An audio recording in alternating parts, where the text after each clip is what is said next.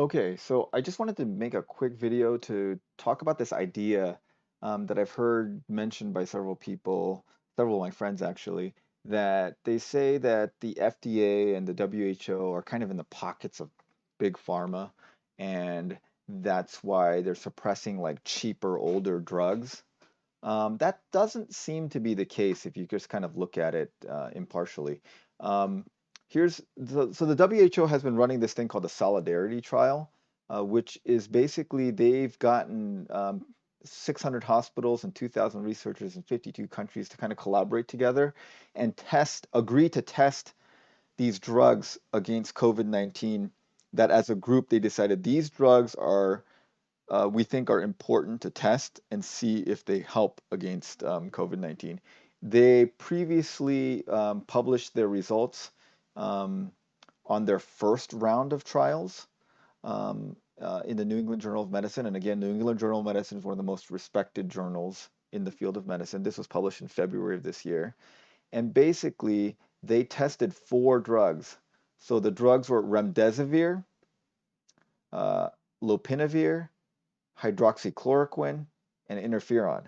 And so you remember hydroxychloroquine was a very, was a drug that was talked about a lot at the very beginning. This was supposed to be some wonder drug for COVID, and it's kind of fallen off the radar. Now the wonder drug of the day is ivermectin that everyone feels like. So hydroxychloroquine was a cheap, relatively safe drug that was widely available. It was an anti-malarial drug that people thought had some antiviral effects in vitro and there were a lot of studies that seemed to indicate that it worked well.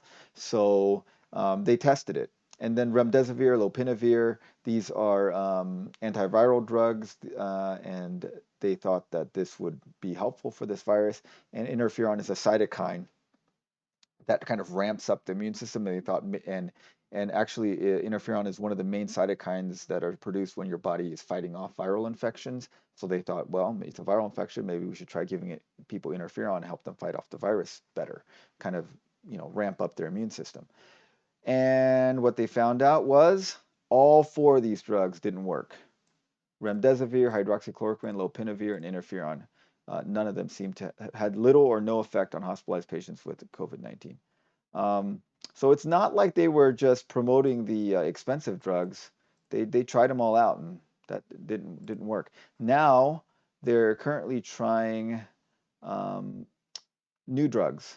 They're trying artesunate. This is another anti-malarial drug, and then imatinib. This is a tyrosine kinase inhibitor. It works with cell signaling. It's usually used as an anti-cancer drug, but they think that it reverses this pulmonary capillary leak, which is one of the ways that people have problems. They can't breathe because their lungs aren't working well. And then infliximab is a monoclonal antibody. Um, it inhibits TNF alpha. TNF alpha is tumor necrosis factor alpha is a cytokine that increases inflammation. So we know that COVID kills people by having too much inflammation in a lot of cases. So they're thinking maybe this infliximab will decrease the amount of inflammation people deal with. Um, anyways, these are fairly expensive drugs, the imatinib and infliximab, but this artesunate is quite cheap. It costs 36 cents per pill, so that's a pretty cheap drug. So they are going to check those. These are currently under study. So it doesn't seem like they're purposely um, trying to make the expensive drugs look good so that pharma can make a bunch of money. They're testing cheap drugs, they're testing expensive drugs, and in their previous cycle, both the expensive drugs and the cheap drugs didn't seem to have any effect. So I think that, and it's hard to like get 2,000 people on board and all agree to like falsify data.